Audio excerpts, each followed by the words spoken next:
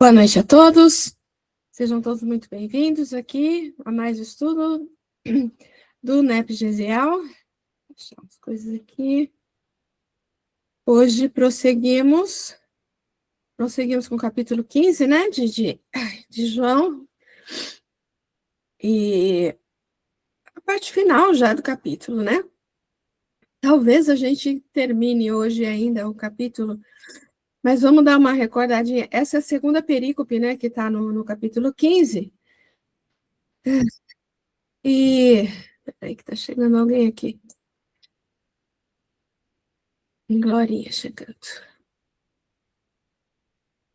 Então, vamos lá, vamos dar uma lida aqui primeiro nos versículos, e aí a gente prossegue. Se o mundo vos odeia, também que odiou a mim antes de vós. Se fosseis do mundo, o mundo amaria o que lhe é próprio. Mas porque não sois do mundo, ao contrário, eu vos escolhi do mundo. O mundo, por causa disso, vos odeia.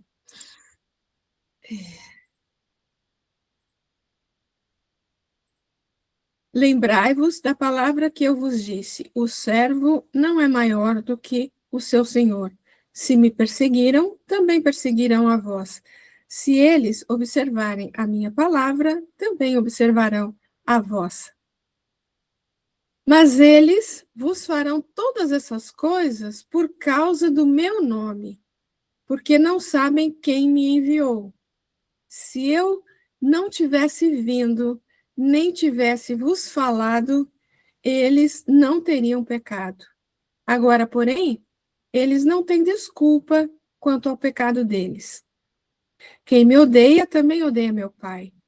Se eu não tivesse realizado as obras entre eles, as quais nenhum outro realizou, não teriam pecado. Agora, porém, tanto contemplaram quanto odiaram a mim e a meu Pai. Mas é para que se cumpra o que está escrito na lei deles. Odiaram-me gratuitamente. Espera um pouquinho, deixa eu ver o negócio que está aqui. Pronto. Pessoal, você está fazendo a apresentação, não está aparecendo para mim, é só para mim ou... Você está vendo, Fátima? Estou vendo, normal. Estou vendo. Então, acho que é contigo, de minha. Tenta sair. Entrar de novo. Ok, meus amores.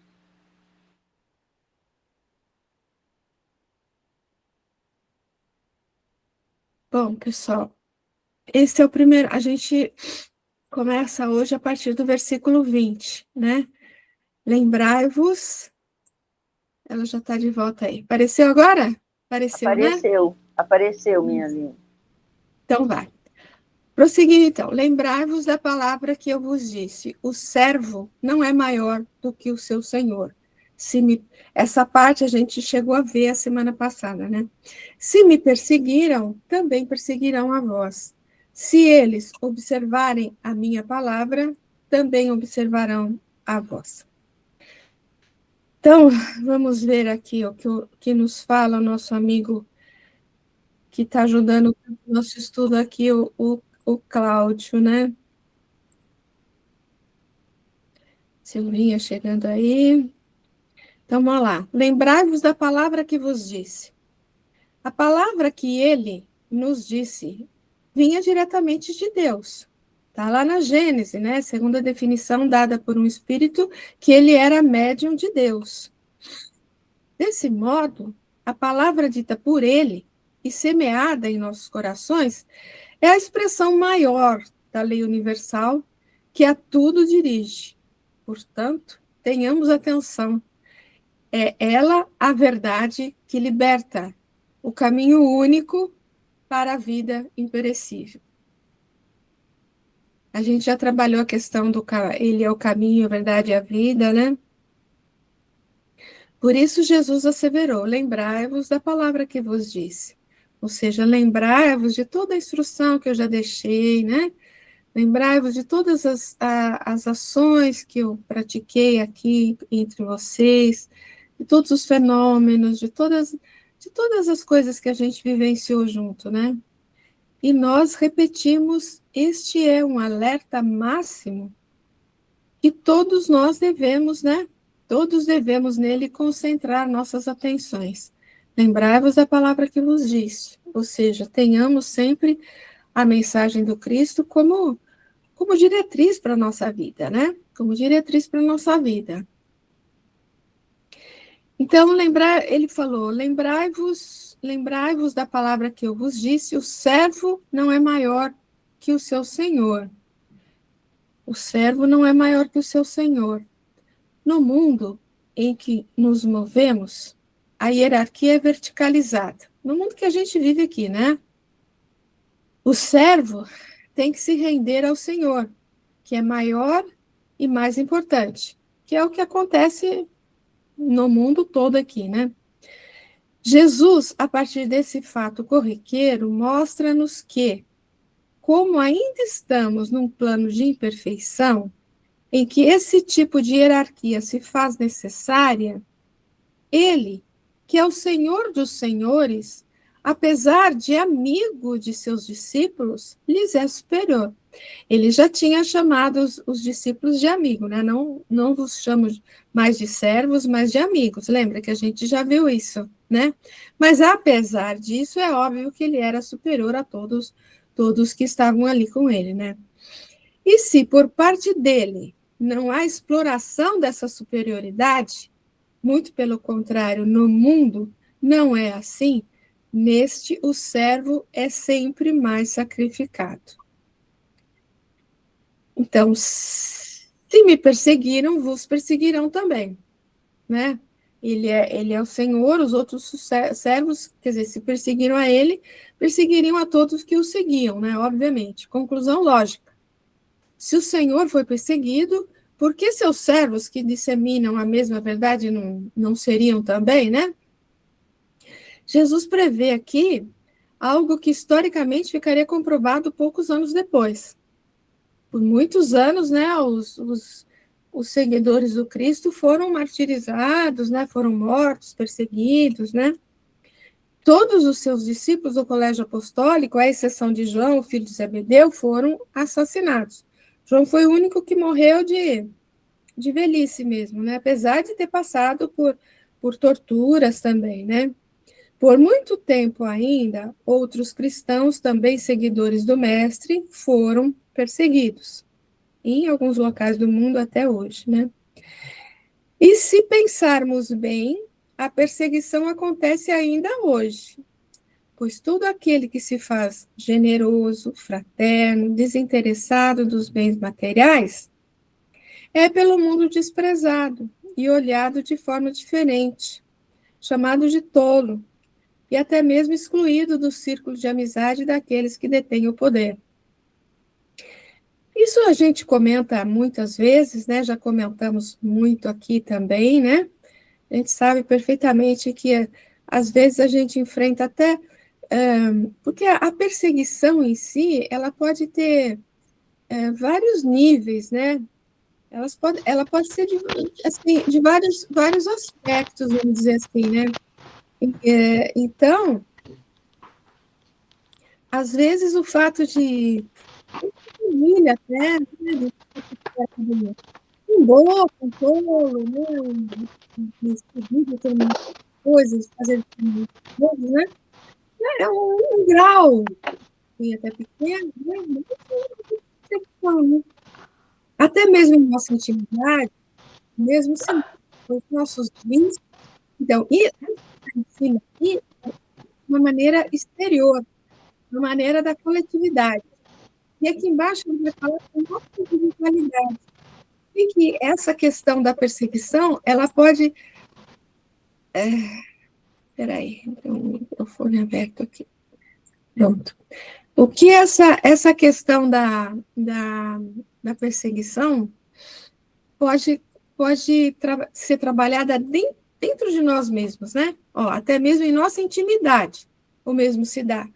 Pois nossos vícios e imperfeições na maioria das vezes, são quem comandam nossas atitudes, perseguindo e não deixando que as virtudes que começam a florescer em nossos anseios se manifestem de modo mais expressivo e atuante. Isso quando a gente estuda, lembra as passagens que fala da multidão, lembra?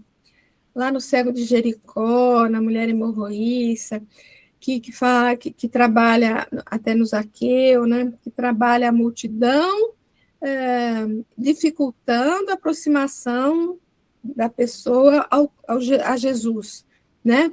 E a gente, normalmente, quando estuda essas passagens, a gente fala que essa multidão, entre aspas, ela pode ser o símbolo de todas as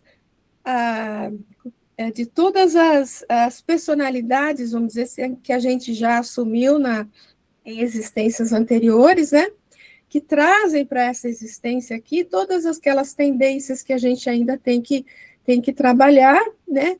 E essas questões, se não bem trabalhadas, elas fazem o quê? Obviamente, dificultam a nossa aproximação com o mais alto, dificultam a nossa aproximação com Cristo, né?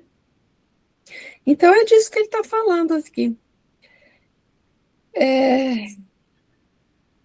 Na sequência. Se guardaram a minha palavra, guardarão também a vossa. Aqui ele faz uma tradução um pouquinho diferente, né? Eu vou voltar lá atrás, ó. A tradução do Haroldo está assim, ó. Se me perseguiram, também perseguiram a vós. Se eles observarem a minha palavra, também observarão a vossa. Observarem aqui, e ele falou aqui em guardaram a minha palavra, né? Observarem no sentido de, eu vi eu vi o aspecto daquela palavra, daquela ideia daqueles seguidores lá, né? Eu observei que os aspectos lá da vivência desses seguidores aí é a mesma que eram daquele Jesus que foi crucificado, né?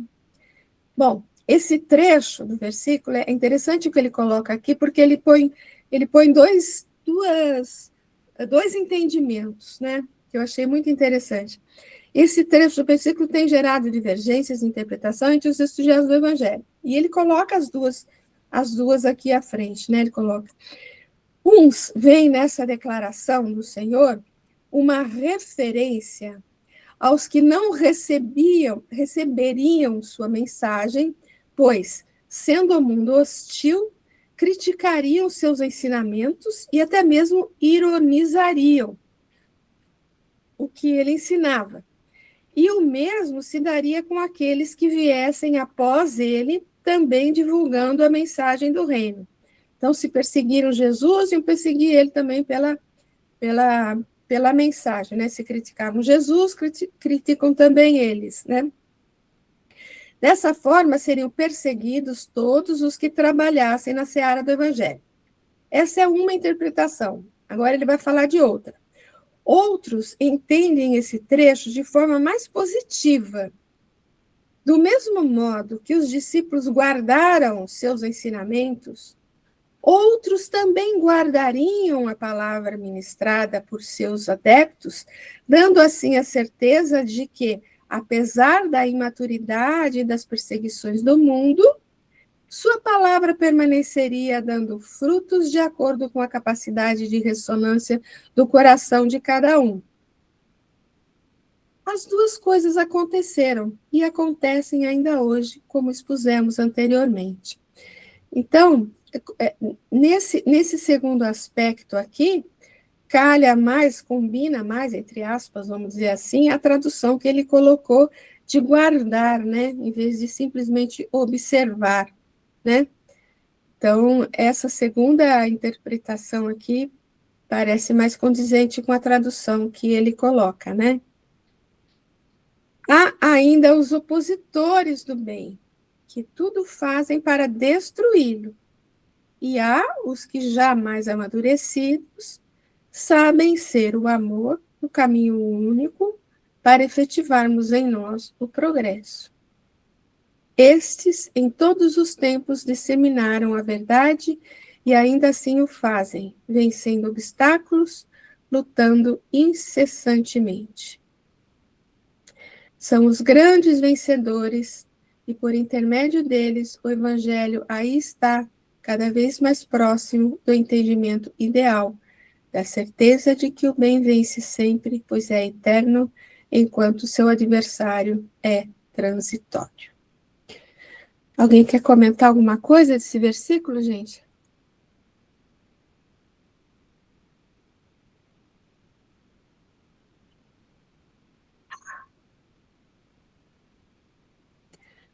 Não? Prosseguimos? Então vamos lá. Vamos prosseguir mais um pouquinho.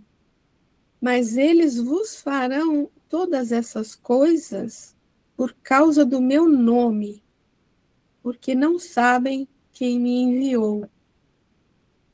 É interessante esse versículo, antes da explicação dele, porque na época existia um costume que assim, o nome dizia muito a respeito do que a pessoa era. Por isso que tantas vezes acontecia e tem tanto no Evangelho, no Antigo Testamento, alguns casos onde as pessoas mudam de nome, né? Porque quando mudava,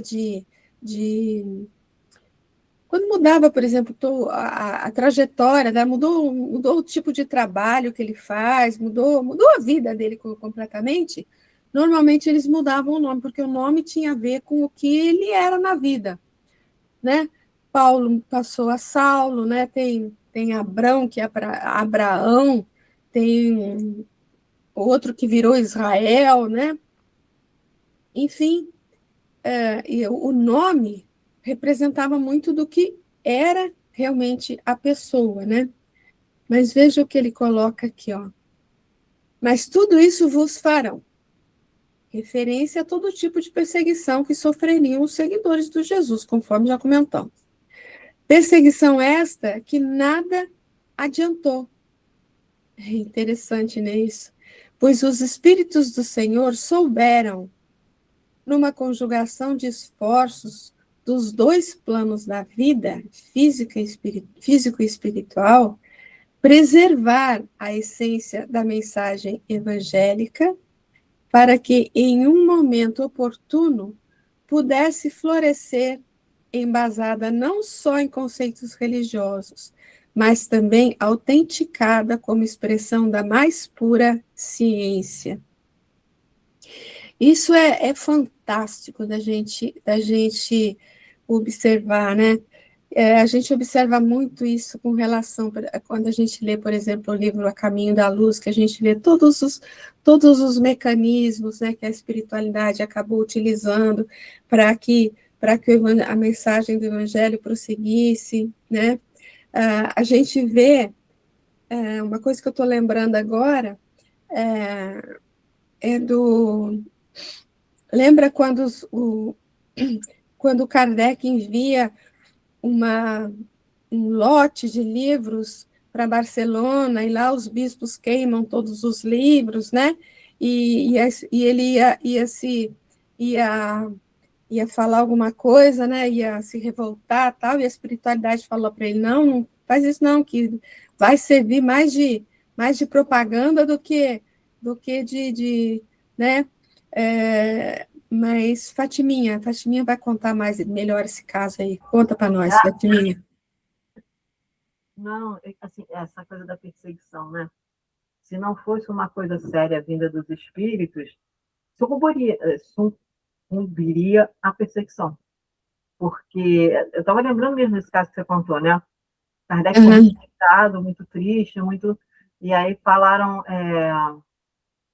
para ele: não, você vai ver. Você vai ver como é que isso aí vai ajudar a espalhar ainda mais. As pessoas vão ficar curiosas, porque se queimou um livro e tal. É pena que a gente ainda, né, enquanto humanidade, a gente ainda tem essa questão da perseguição, tudo aquilo que a gente não conhece. A gente não vive uma perseguição hoje da doutrina espírita e tal, mas a gente sabe que algumas religiões irmãs também sofrem essa perseguição, e as coisas não sucumbem, não.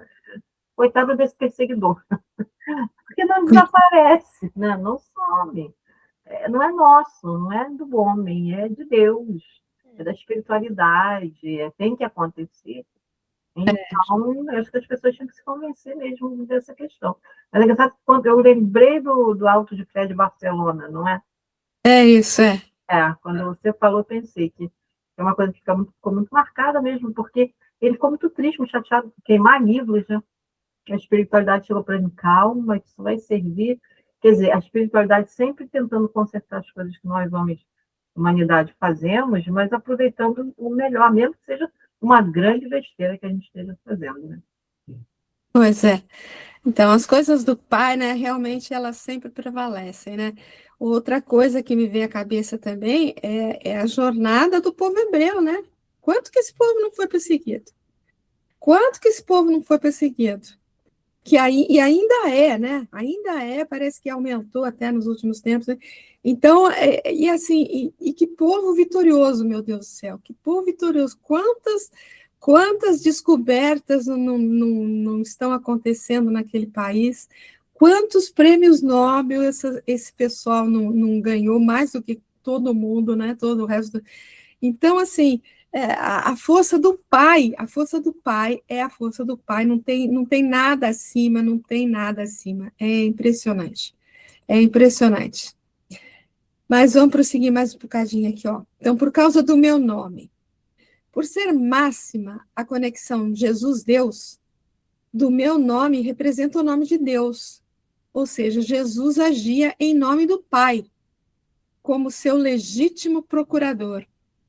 Se em um primeiro momento, por ignorância, agimos em nome de Deus de uma forma coercitiva, nem por isso deixamos de ativar em nós os componentes da evolução, caminhando um pouco mais, o espírito em favor do seu amadurecimento atinge o grau de, em nome de Deus, agir com espontaneidade. Esse aspecto, né, de quando a gente vai crescendo, a gente vai agindo mais coerentemente com a vontade de Deus, né? A gente trabalhou algumas vezes aí nas últimas semanas, a gente falou bastante sobre isso, né? É quando alcança essa fase que o discípulo começa a incomodar o mundo, quando ele aumenta essa conexão, né, com o Pai, por agir diretamente dele e por desativar em si os interesses dominantes que o prendem à retaguarda. Assim, como a multidão não consegue compreender, agride. Entretanto, o que ela faz é cada vez mais adiantar o processo de espiritualização daqueles que se acham nessa faixa, pois, por agir de acordo com a lei, a criatura se vê por ela protegida e cada vez mais pela liberdade de obedecer, a liberdade de obedecer, linda essa, né? Autentica a sua santidade no dia a dia de sua existência. Quer dizer, da mesma forma, né, como a Fatiminha estava falando, que acabou fortalecendo todo o movimento, né, do espiritismo, o Alto de Barcelona, né, quando existe essa perseguição de forma até individualizada, ela acaba fortalecendo, né, a criatura que realmente tem aquela fé, tem aquela ligação, né, com o mais alto, ela acaba fortalecida. Porque não conhecem aquele que me enviou. Jesus define para todos nós, nesse instante, a causa não só de toda a perseguição ao bem e a seus seguidores, como também de todo o nosso sofrimento, porque não conhecem aquele que me enviou. Se conseguíssemos alcançar o mínimo entendimento desta frase, seria o bastante para traçarmos para nós um novo destino em bases de maior segurança. Todavia, como ainda não conhecemos Deus e o seu projeto para cada um de nós, insistimos em dele nos afastar pela supervalorização do que é ilusório em toda a sua transitoriedade. Outra questão que podemos deduzir dessa expressão é a pré-existência da alma, pois se Jesus foi escolhido e enviado pelo Pai, é porque já existia antes de sua encarnação. E se tal se dá com ele, porque conosco assim não seria? Onde a coerência daquele que é a justiça suprema? Então, só voltando aqui, né? Quando ele fala, porque a gente não conhece, né? Todavia, como ainda não conhecemos Deus, né? É o que está no livro dos Espíritos, né? A gente ainda não tem a mínima noção do que realmente seja. É óbvio que a gente vai estudando, que a gente vai crescendo pouco a pouco, que a gente vai tendo uma certa noção, né? Uma certa noção do que é o Cristo, que a gente também não sabe tudo dele, né? Então, muito menos de Deus, né? Se a gente não sabe nem do Cristo. Mas como a gente sempre fala, né? Tudo é um processo, é tudo um mecanismo que a gente está aqui vivenciando, é tudo um aprendizado, e aos bocadinhos, né? A gente vai crescendo um pouquinho mais, se aproximando um pouquinho mais de Jesus, se aproximando, por consequência, um pouquinho mais do Pai. Alguém quer comentar alguma coisa?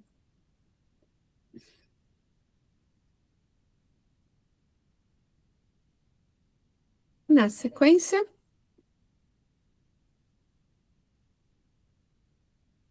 isso também é super legal, né? Se eu não tivesse vindo, nem tivesse vos falado, eles não teriam pecado. Agora, porém, eles não têm desculpa quanto ao pecado deles. E isso vale tanto para nós, né? Tanto para nós, né? Que se a gente não tiver, é aquela coisa que a doutrina espírita deixa bem claro, né? Para quem não tem conhecimento nenhum, os equívocos são amenizados, mas não é retirado de toda a responsabilidade de nenhum ato que a gente cometa, né? Mas podem ser amenizados por conta do desconhecimento total da lei. Apesar da gente saber que as leis divinas estão escritas na nossa consciência, né? O nosso processo de aprendizado é aprender a ouvir a consciência, né? O dia que a gente conseguir ouvir realmente a consciência, a gente vai estar num patamar bem melhor, né? Então, é isso. Vamos lá.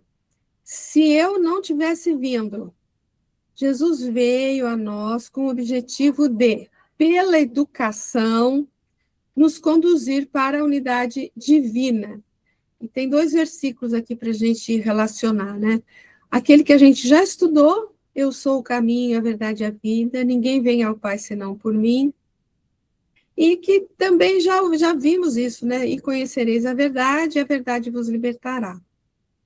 Porém, o conhecimento traz responsabilidade. Isso é muito né, sacramentado aí dentro da doutrina espírita, né? Para este que sabe, para aquele que sabe agir coerentemente com sua ciência, deixa de ser uma opção para ser um dever. Não há mais desculpa, né? Aqui no fim do versículo ele fala, não tem desculpa mais. Nós não temos mais desculpa, gente. E não lhes tivesse falado.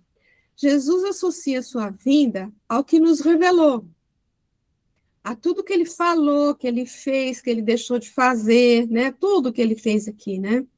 Sua palavra era sempre superior, pois vivia em conexão com o Pai, que é a perfeição. Nós, muitas vezes, não dizemos nada em algumas situações que a gente está, isto é, não acrescentamos nada. Ou seja, não é só o fato de falar, dizer, falar.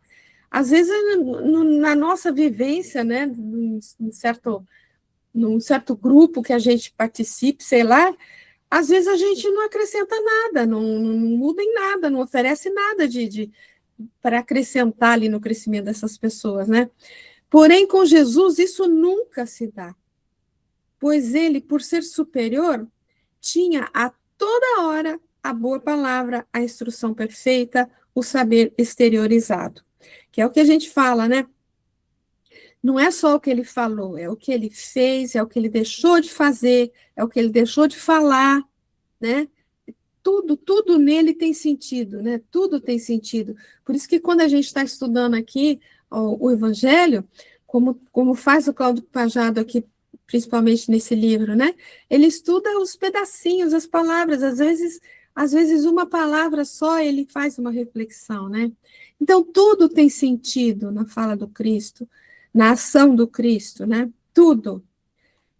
Se ele não nos tivesse falado, ou seja, se não nos tivesse mostrado o caminho de nossa libertação, tudo seria diferente. O mundo seria menos ético, a poesia menos bela, o tempo mais lento se passaria. Quer dizer, se a gente não tivesse toda essa orientação, as nossas ações provavelmente não seriam da mesma forma que são hoje, né? A gente já acredito que nós que estamos aqui, nós que estudamos o Evangelho, que nos dedicamos ao estudo do Evangelho, da doutrina, a gente já se modificou em alguns aspectos, né? E já fizemos algumas conquistas, vamos dizer assim, né? Mas se não fosse o Evangelho, se não fosse a doutrina espírita, será que a gente estaria do mesmo jeito? Eu acredito que não. Importa-nos, portanto, nos dias de hoje, avaliar o conteúdo que temos falado e da repercussão que tem causado as nossas palavras. E eu gosto de insistir muito, porque quando falo o que temos falado, né, as nossas palavras, a gente fala muito pela boca, mas a gente fala muito pelos nossos atos, né, pelas nossas reações. Né? Então, não é só a palavra falada, mas é a palavra vivida, né? E ainda estarão nossos atos coerentes com o que falamos? Ou estaremos agindo como falsos profetas, que no dizer do mestre são dignos de ser escutados, porém nunca imitados? Desse modo, antes de termos o Cristo como modelo, podíamos não ser tão cuidadosos quanto as nossas atitudes, porém, a partir do momento em que o elegemos como guia, a situação é outra, é o que a gente estava falando anteriormente, né? É preciso sermos, no mínimo, coerentes, mesmo que ainda guiados pela necessária disciplina. Aquela história, né? A disciplina antecede a espontaneidade, né? Então, por enquanto, muitas coisas a gente faz porque a gente sabe que se a gente não fizer assim, tá errado, né? Tá complicado. Então, às vezes a gente faz por se controlar, né? Por se controlar aqui, por vigiar mesmo. Mas chegará um momento em que a gente vai fazer todas as coisas espontaneamente, sem essa questão de como se fosse um tutor que o Paulo fala, né, na carta aos Gálatas, né, como um tutor, um guia, Bom, não teriam errado. Errado aqui tem o mesmo sentido de pecado. Então, é aquela coisa, né, que se eles não tivessem conhecimento nenhum, não poderia dizer que é errado, porque não tinha o senso do errado do certo, né, então tudo era normal, né, sei lá. Essa palavra pecado, que hoje quer dizer transgressão ao preceito religioso, culpa, vício, antes não era assim.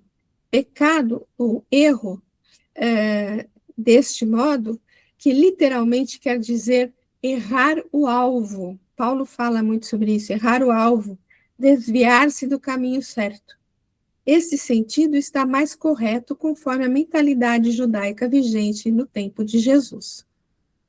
Na mentalidade judaica, Abraão e Yahvé, vamos falar assim, né, fizeram um pacto, celebrado pelo patriarca e por seus descendentes, no qual eles se comprometiam a amar Elohim sobre todas as coisas e ao próximo como a si mesmo. Em troca disso, receberiam a numerosa prosperidade, que é aquele momento, né, que ele fala para Abraão: consegues contar as estrelas do céu? Sua descendência será maior que isso, né? Assim, o que existe é infidelidade a esse compromisso assumido, e não pecado nem erro, segundo entendemos atualmente. Concluindo, toda vez que traímos a lei, ou, em outras palavras, agimos contra a vontade do Criador, que é amor, erramos.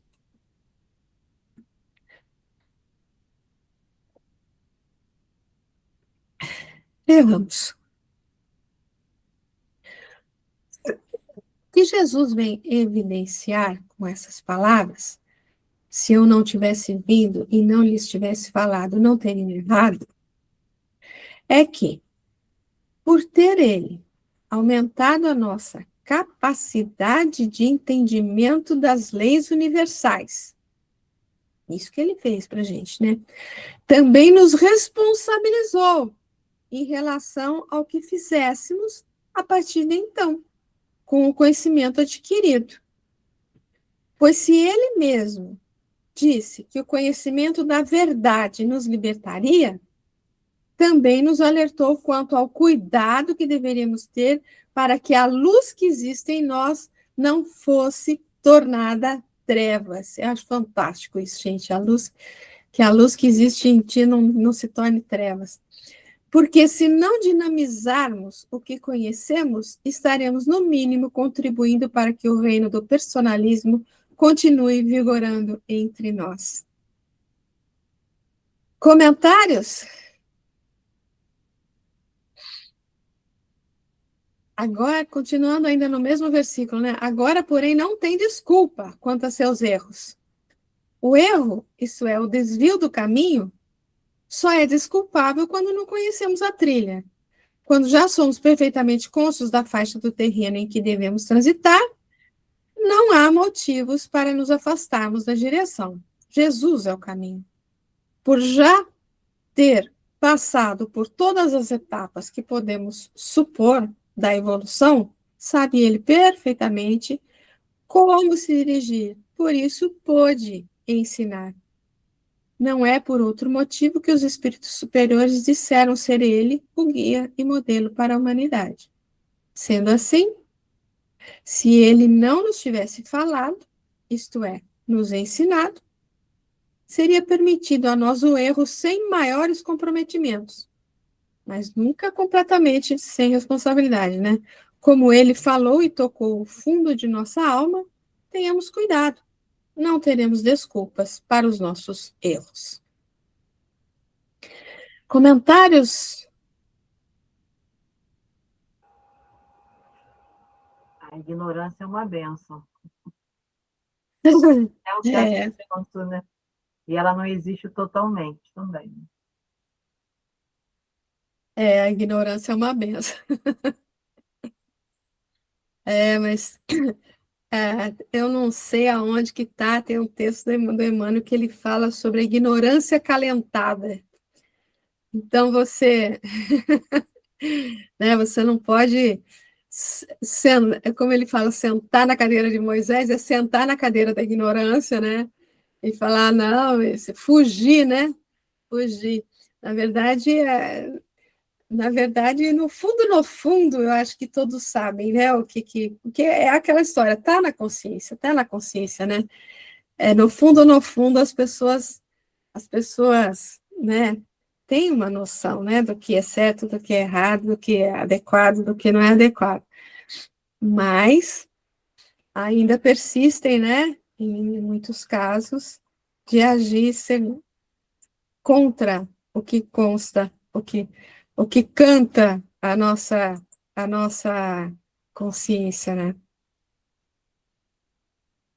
Mas vamos lá. Então, quem me odeia, odeia também meu pai. Óbvio, né? Ódio é aversão, paixão que leva a causar ou a desejar mal para alguém. Quem odeia é adversário. Se hoje, 2000 anos após o advento do Cristo, estamos dando os primeiros passos no entendimento de suas lições, antes não era assim. já fomos adversários renitentes do Cordeiro por séculos e séculos. O que nos levou, ou ainda, mesmo por instantes, nos leva a esse sentimento? Essa ainda soa na acústica de nossa alma. Se formos mesmo sinceros, vamos ver em seus exemplos de desapego ao que é eminentemente material e transitório, em sua preocupação em nos fazer ver que o essencial é servir ao invés de ser servido, e ainda em sua necessidade de nos mostrar o quanto é fugaz e prejudicial o poder sobre as questões temporais, a vaidade e o orgulho, a causa real de tanto termos tido aversão a ele, que é o manso por excelência, o puro de coração, o pacificador inesquecível. Dessa forma, todas as vezes que contrariamos o andamento natural da vida, rivalizando-nos ao bem, é o próprio Senhor que estamos odiando. Forte, né? Odeia também meu pai. Ninguém odeia ninguém gratuitamente. Se esse sentimento impera em alguma relação, um motivo há. E se não está no consciente, é no inconsciente que devemos buscá-lo. Importante observar que, quando existe o ódio entre duas pessoas, ele não é dirigido ao ser integral da pessoa odiada, mas ao que ela representou ou foi em um determinado instante. Ou seja, o ódio é ao que ela fez ou a forma dela pensar ou agir. Quando o Evangelho propõe o amor entre inimigos, é isso que ele quer dizer. É preciso amar o Filho de Deus, que é o inimigo, e não suas ideias ou imperfeições. É um conceito que é muito claro quando a gente lê, né? Mas que ainda é difícil para nós, né? Como nós habitualmente confundimos o ser, apesar de que, graças a Deus, eu não odeio ninguém. Como nós habitualmente confundimos o ser com o que ele pensa ou faz, temos enorme dificuldade em compreender e aceitar essa proposta. Se Jesus exemplificou muito bem isso quando amou todos os pecadores, sem, entretanto, ser conivente com o pecado em momento algum. Como já dissemos várias vezes, Jesus é o maior representante de Deus que temos, chegando às vezes até ser confundido com o Criador, devido à sua perfeita conexão com ele. Desse modo, odiar o Nazareno é rivalizar com o que ele traz. E se sua palavra é a lei, que é a manifestação do próprio Deus, ao odiarmos Jesus, suas palavras e suas ações, por natureza, estamos odiando aquele que tudo criou. Do mesmo modo que diz o discípulo amado, se alguém diz, eu amo a Deus e aborrece a seu irmão, é mentiroso. Nós também dizemos, se alguém diz amar a Deus e não ama Jesus, seu Cristo, este é o enganador. Pois como amar o Pai sem amar o Filho que o faz manifesto entre nós? Comentários, crianças?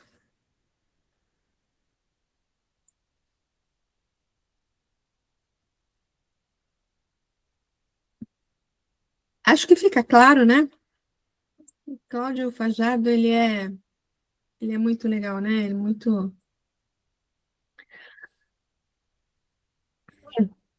Vamos prosseguindo, então. Se eu não tivesse realizado as obras entre eles, os quais nenhum outro realizou, não teriam pecado. Agora, porém, tanto contemplaram quanto odiaram a mim e a meu Pai. Esse versículo no fundo, ele está repetindo o mesmo sentido do versículo anterior, né? Porque lembra que a gente falou que a questão da palavra falada, né? A gente pode entender com a palavra falada e a palavra vivida, né? Então, quando ele fala aqui das obras, é a palavra vivida, né? A palavra exteriorizada, a palavra no sentido da mensagem, né? Mensagem exteriorizada, né? Em atos, né? Então, aqui realizado as obras entre eles, né? Não teriam, quando ele fala não teriam pecado, no fundo é o mesmo sentido do versículo anterior, né? Quem que é que falou, levantou a mão? Aí, Marta, pode falar. Quando ele está falando isso, essa, essa reflexão, né, é o Cláudio Fajado, né, você está lendo o livro do Cláudio Fajado, né? Quando ele fala, faz essa interpretação, quem odiou Jesus, na verdade, foram os judeus, né? Então, assim, como Os ele, judeus, os romanos, né? os romanos, né?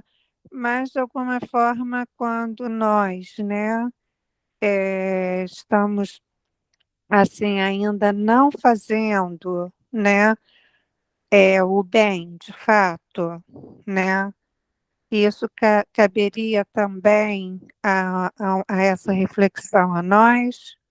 Não, né? Exatamente, é exatamente isso que o Cláudio Fajardo acabou de falar aqui, né? É por isso que Gente, eu estou querendo confirmar, porque foi muito forte para mim.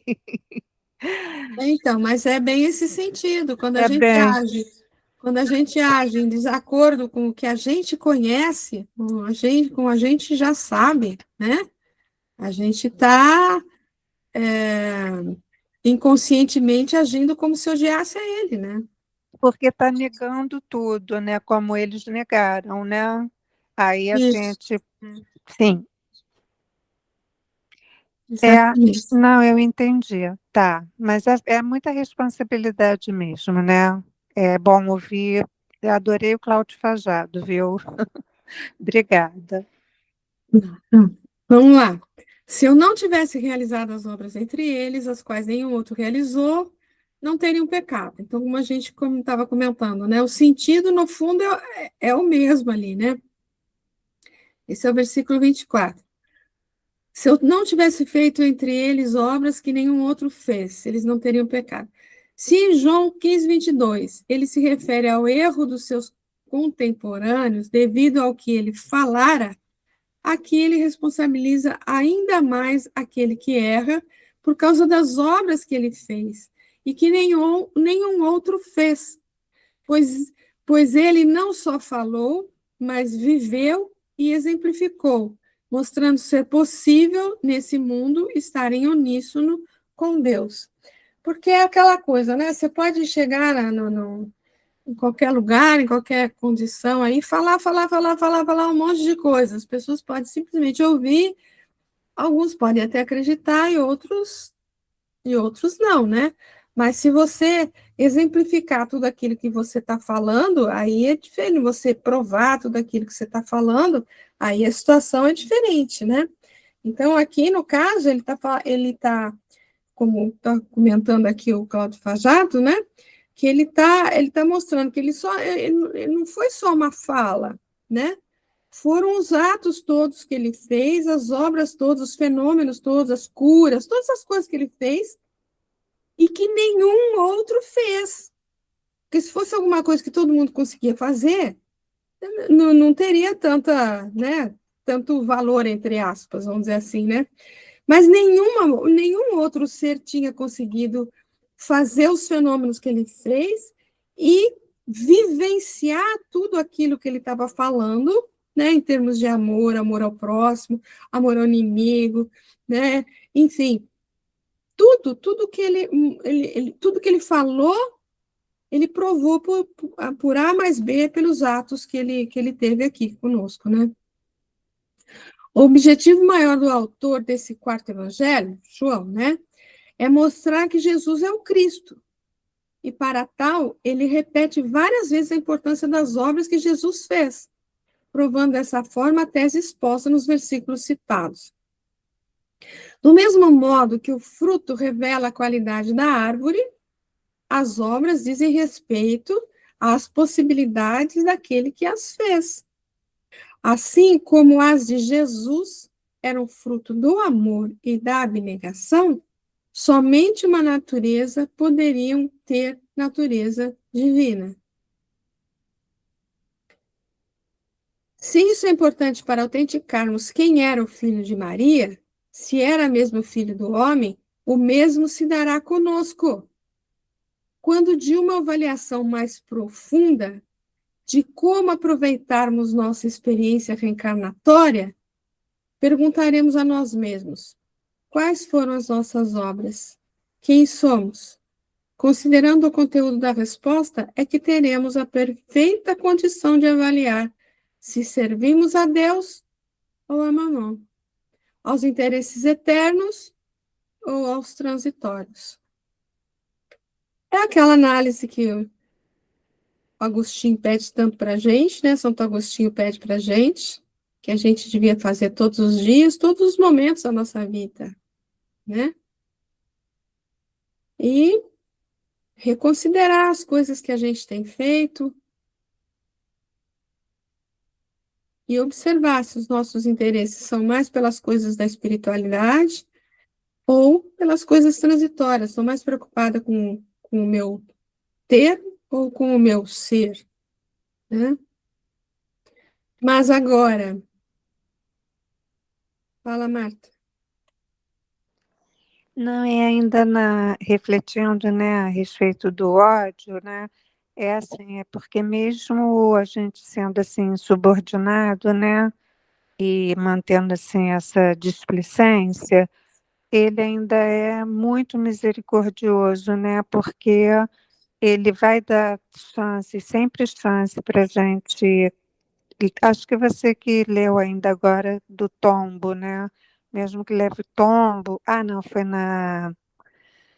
na vibração hoje, que por mais que doa, né, aquele tombo de quando você chegou e concluiu que errou feio, né, ainda assim você levanta e no outro dia é um novo dia para você ter a oportunidade de acertar, não é isso? Sim, com certeza, com certeza. O fato de a gente se equivocar não quer dizer que a gente se perdeu por todo, né? Não. Deus é infinitamente misericordioso e nos dá infinitas oportunidades para a gente se refazer, levantar e retomar a nossa trajetória, né? Com certeza. O que a gente não pode é desanimar e nem ficar preso, vamos dizer assim, na culpa, no remorso. Não, né? Veja a condição de Paulo, né? Depois de tudo que ele fez, depois que ele viu Jesus, ele simplesmente acordou assim, né? Despertou completamente, né? E ele não ficou preso aos equívocos, ao remorso, à culpa, não. O que eu tenho que fazer? O que queres que eu faça, Senhor? Bora para frente, né? Bora para frente. Mas agora viram-nas e nos odeiam, a mim e ao Pai. Essa exposição do Mestre vem confirmar o que dissemos anteriormente, que somos odiados ou até mesmo amados em razão do que fazemos ou defendemos. A grande massa, por não compreender a superioridade do Cristo e de sua ligação com o Pai, até agora não compreende o que é Deus, rechaçada toda forma de atividade altruísta, buscando eliminar aquele por quem é manifestada tal virtude.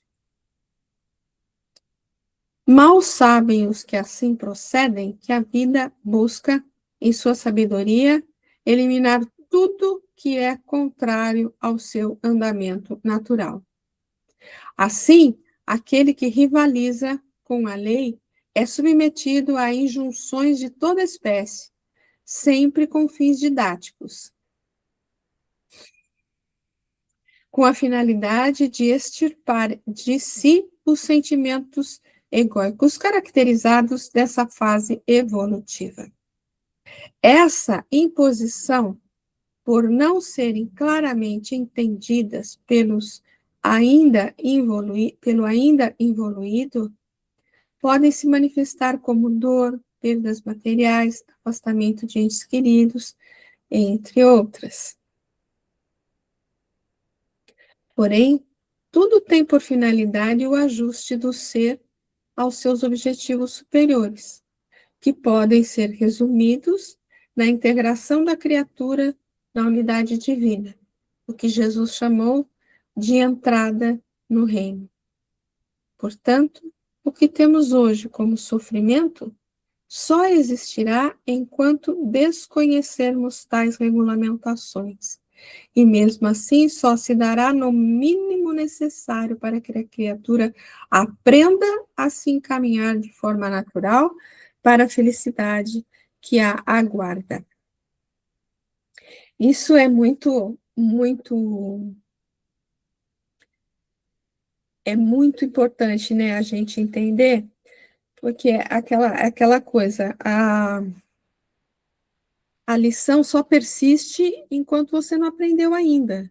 Enquanto você não aprendeu ainda, você tem que repetir a lição, né? Você está na escola, né? Você está aprendendo uma determinada coisa. Se você aprendeu, belezinha, você passa para a próxima. Se você não aprendeu, você vai fazer de novo. Você vai fazer de novo, quantas vezes forem necessárias, né? Então, a dor só existe enquanto houver necessidade para ela existir. O sofrimento só existe enquanto houver necessidade, né? Enquanto o espírito ainda rebelde persiste persiste em praticar o mesmo ato assim equivocado, né? No momento que ele entende que aquilo não faz mais parte do seu ser, o resgate não existe mais resgate, não existe mais dor, não existe mais sofrimento, né?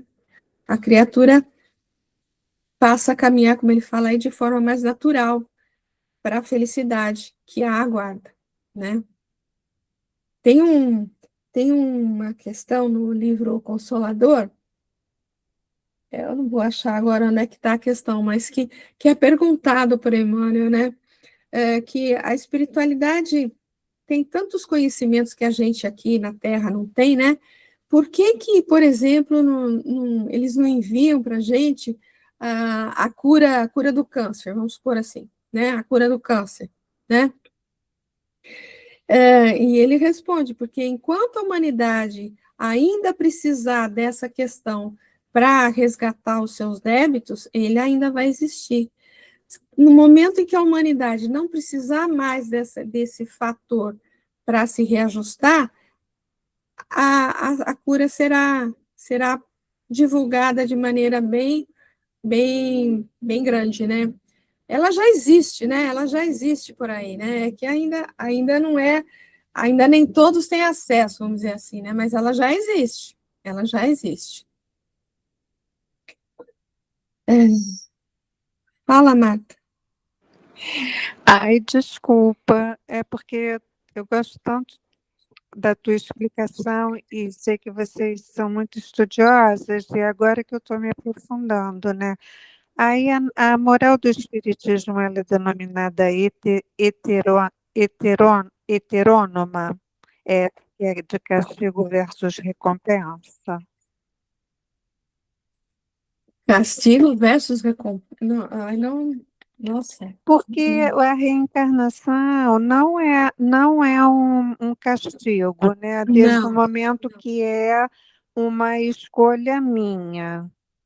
Não é não é como assim que quando eu li isso, eu fiquei na dúvida, porque quando Deus permite que eu escolha, né, o que eu vou fazer, né, e como vai ser a minha reencarnação na Terra, isso não quer dizer que ele não seja bom, né? Porque ele Claro, está deixando uma opção de eu chegar aqui e sofrer. Aí eu fiquei assim meio confusa para raciocinar isso, entendeu? espera um pouquinho. O fato da gente muitas vezes a gente consegue participar do nosso planejamento reencarnatório, mas muitas vezes a gente não tem como decidir, vamos dizer assim, o que seria melhor para nós, né? Então, muitos casos, que a gente tem casos assim, que, por exemplo, a gente vê no livro,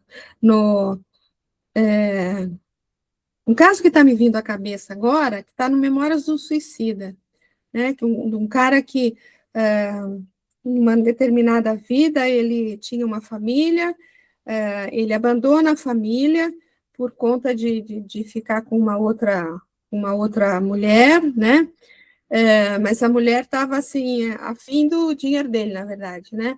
Acabou o dinheiro, a mulher falou: não, estou indo embora, não quero mais saber. Aí ele fica muito revoltado, ele mata a mulher, ele estrangula a mulher, e ele estrangula a mulher, e tem um microfone aberto aí, por favor. Estrangula a mulher e depois ele se mata, ele parece que ele se enforca, né? E ele vai para o mundo espiritual, fica lá no hospital de Maria de Nazaré, né? E contam depois que ele passa por um bom tempo, se reajustando no mundo espiritual, né? Com muita orientação, tal, né? Porque fala ali dos suicidas, né? Nesse livro. Então ele chega um momento que ele vai reencarnar. Ele vai reencarnar. Então, ele próprio escolhe, dizendo o seguinte, que ele utilizou as mãos para enforcar a mulher que ele amava. Na verdade, ele amava aquela mulher, né? Ele deixou a outra lá, mas ele amava aquela, né? E ele usou as mãos para enforcar, para matar a moça, né? Então, ele pede para que as mãos viessem atrofiadas, né? E ele é concedido, porque ele reconhece que ele tinha esse débito imenso, né? Então ele reconhece que esse sofrimento, vamos dizer assim, seria um aprendizado para ele. Mas é dito também que como ele se matou enforcado, né? Ele danificou também, inclusive, o perispírito, né? Então ele vinha também com algumas restrições ali no aparelho respiratório e na garganta, tal. Eu não me lembro exatamente a condição, mas ele vinha com aquela dificuldade muito grande, né? Então ele encarna nessas condições. É uma escolha dele. Ele reconhece que ele precisava desse aprendizado. Então, quando a pessoa já consegue crescer no mundo espiritual e discernir realmente o que é necessário para que ela aprenda, ela muitas vezes né, é atendida, vamos dizer assim, né? Mas quando a pessoa não tem o discernimento necessário para determinar o que é melhor para ela, para o aprendizado dela, ela é conduzida pela espiritualidade maior, encarregada de trazer você para a situação que vai ser melhor para o seu aprendizado, né? Então é isso. Então não existe castigo, existe aprendizado, né? E muitas vezes nós escolhemos um determinado sofrimento porque nós reconhecemos, nós chegamos a um patamar evolutivo que a gente consegue reconhecer que aquilo vai ser importante para nós, né? Então é essa questão. Agora, nosso Pai quer ver a gente feliz, não quer ver a gente sofrendo, né? Mas uma existência é um lapso, é um momento, um tempo muito pequeno dentro da nossa existência, né? Então, é um momento pequeno dentro da sua história. Depois daquilo, você parte para a felicidade, né? Mas, olha, a Silvinha tinha levantado a mão primeiro, então, fala Silvinha primeiro, depois a Dídima. Não, é só para dizer para a Marta que a reencarnação é uma oportunidade que nós temos de corrigir determinadas falhas nossas, tanto de evolução quanto de erros cometidos. Sim. E que nos será permitido corrigir de acordo com o nosso progresso. Eu estou quase repetindo o que tu estava dizendo, com o nosso progresso moral. É, E se o nosso progresso é, vamos dizer, que a gente esteja numa condição muito primitiva, nós não vamos ter a escolha, isso. né? Nós vamos ser levados a fazer o que nos é dito, né? Exato. Criança, que nem criança. Quando a gente é pequenininho, o pai e a mãe decidem. Quando a gente é maiorzinho, né, a gente decide e arca com a consequência. Exato. De castigo. Quando não era uma bela sumanta dela, mas isso era em outra época, né? Mas hoje em dia não é mais, graças a Deus. Então, assim, não tem nada, não é nada feito para que sejamos castigados. Isso. Não existe castigo. Isso. Existe aprendizado puro e simples. Isso. E nós estamos aqui no NEP, vamos aprender para não cometer a bobagem e ter que voltar para corrigir de novo. Fui! É a Didi. É a Didi, Didi minha, vai lá. É a mesma coisa. Tudo que a Silvia falou é o que a gente ia falar. Mas só para frisar para Martinha o seguinte, Martinha, sendo uma reencarnação conduzida pelos nossos mentores espirituais, porque nós não temos a capacidade de definir o que é melhor para nós, é uma bênção.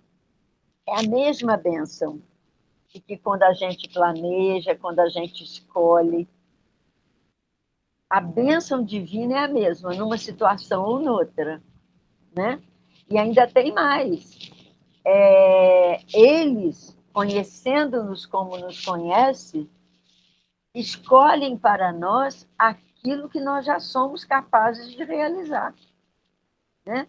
Porque aí a gente fala assim, então a gente não tem responsabilidade naquela encarnação, né, que foi orientada muito mais do que pelas nossas escolhas, foi orientada pelos amigos espirituais do que pela nossa escolha. Não, porque também uma coisa que a gente já sabe é que Deus não é Deus de castigo. Deus é Pai de misericórdia e bondade.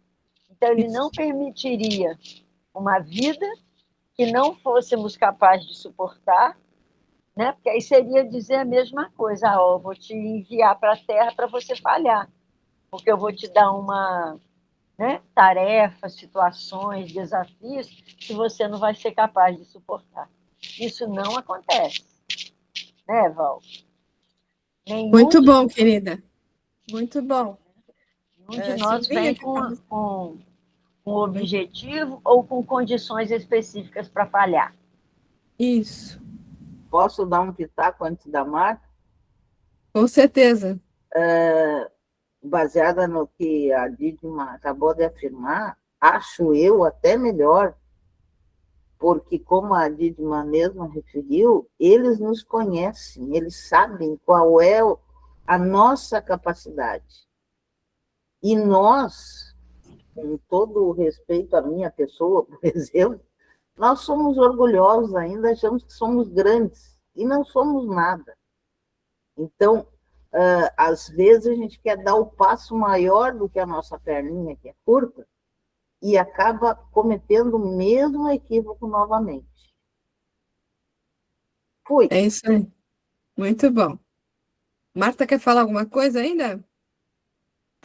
Não, era só para mim que isso não é uma ideia minha, foi de uma leitura que eu fiz dizendo que a nossa moral dos espíritas era heterônoma. Não, vamos deixar isso de lado, então, vamos deixar Tá. isso de lado. Só mais um pouquinho rápido, tá? Então, assim, o planeta, por ter sido criado para provas e expiações, está dentro disso tudo que vocês falaram, por isso que é admitido essa escolha no plano espiritual. Bom, só uma retificação. O planeta não foi criado para ser de provas e expiação. O planeta foi criado assim, primitivo, né, na sua condição inicial, e ele está evoluindo gradativamente. Hoje nós estamos na condição de provas e expiação, passando por um processo de transição, que vamos chegar à condição de planeta de regeneração, e para depois partir para outras condições, né? Só isso. Silvinha? Não, só para alertar a Marta que nem tudo que está publicado, né, são fatos.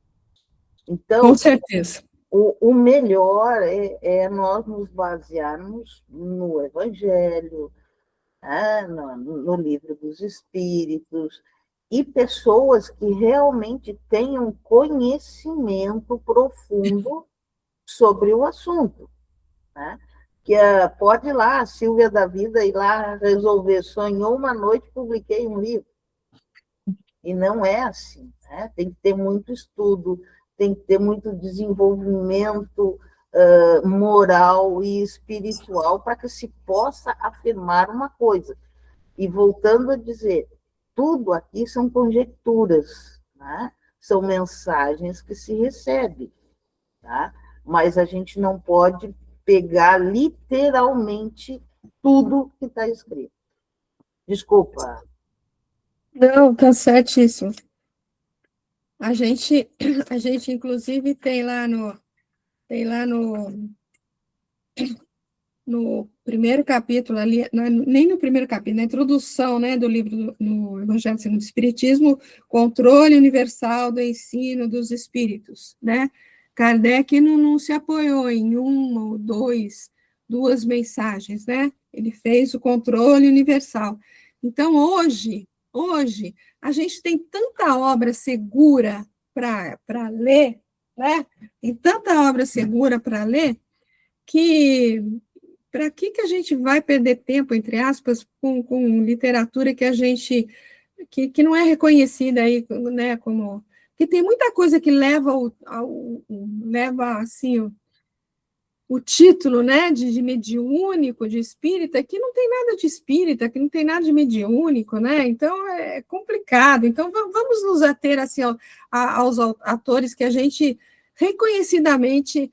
Pô, mas a gente tem tanta coisa de Kardec, a gente tem tanta coisa de Chico para ler, que não precisa nem mais ver outra coisa, sabe? Fala, Silvia. Se for possível, tu passar novamente aquele que tu nos deste onde estão os livros do Fajardo, para a Marta poder entrar ali no site, né? E poder ver uma literatura que realmente é recomendada, né? Uma literatura séria. Olha, só um minutinho. Estou dizendo que não seja, Marta, desculpa. Mas não é isso, não. Essa informação que eu tive foi no podcast de uma Folha Espírita, que tem mais de 25 anos, né? E que vem de uma entrevista que eu assisti, se vocês quiserem, depois eu posso até mandar para vocês, e que havia uma explicação a respeito disso, que a nossa moral, a moral do Espiritismo era heteronômica, entendeu? Tá. E como então, eu não estudei depende, Marta, eu vou tenho que interromper partilhar você. com vocês, Marta, por entendeu? favor, eu vou interromper você.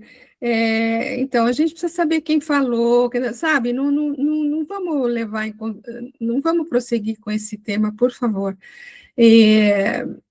Sabe, não é porque está na internet que a gente tem que aceitar, gente, por favor, vocês sabem disso. Vamos nos ater a pessoas que a gente sabe que estão envolvidos com o evangelho, que, sabe, reconhecidamente estão com o evangelho, com a doutrina, né? E que na internet tem de tudo, gente. Podcast tem de tudo, tem de tudo. Mas é para que se cumpra o que está escrito na lei deles, na lei deles. Odiaram-me gratuitamente. Odiaram-me sem motivo. Vamos encontrar no livro de Salmos 2 referências ao ódio gratuito. Parece que o texto citado por Jesus foi tirado de uma destas. ou das duas referências. Então, ele cita aqui os Salmos, né? Mais uma vez, o evangelista visa mostrar que tudo estava programado no sentido de mostrar Jesus como o Cristo, pois as próprias Escrituras tinham predito o ódio dos judeus incrédulos em relação ao Messias. Então, mais uma vez, né, a gente vê, a gente já comentou isso em alguns outros estudos, né, que a gente percebe através das falas dele, que ele mostra o quanto isso já estava programado. Então, essas coisas que a gente está vivenciando, assim, no planeta, né, são coisas que já foram programadas não há 100 anos atrás, há 200 anos atrás, ou há 2000 anos atrás, não. Mas a gente está seguindo um planejamento feito desde a criação do orbe, né? Então, o planejamento da espiritualidade não é um planejamento de, o que nós vamos fazer hoje, né? O que vai ser programado para a semana que vem? Não é assim, né? Então, é uma programação, né, que está nas escrituras, que está lá desde o início, né? A expressão sua lei, aqui, ó, quando ele fala, ó, mas é para que se cumpra a palavra que está escrito na sua lei, escrita na sua lei, desculpa, tá repetido aqui, odiaram-me sem motivo, na sua lei aí, né? A sua lei refere-se à Torá, que aqui tem o sentido amplo de todas as escrituras, e não simplesmente ao Pentateuco, como é costumeiramente visto entre os judeus. No mundo em que nos situamos, por ser de ordem inferior, a lei privilegia os que têm o poder transitório. Sendo assim, o que vai de encontro ao bem é, muitas vezes, o que vence. Referindo-nos a esse momento, Jesus alertou que, por se multiplicar a iniquidade, o amor de muitos se esfriará. Está no sermão profético isso, né? Todavia, tal vitória é apenas ilusória, pois o mal nada mais é do que escravo do bem. E aí, eu acredito que seja melhor a gente parar por aqui, porque já são 19h21, e aí a gente começa a falar aqui, é capaz da gente não prosseguir, né? Acredito que seja bom a gente parar por aqui. Alguém quer fazer algum comentário a respeito disso que a gente leu aqui?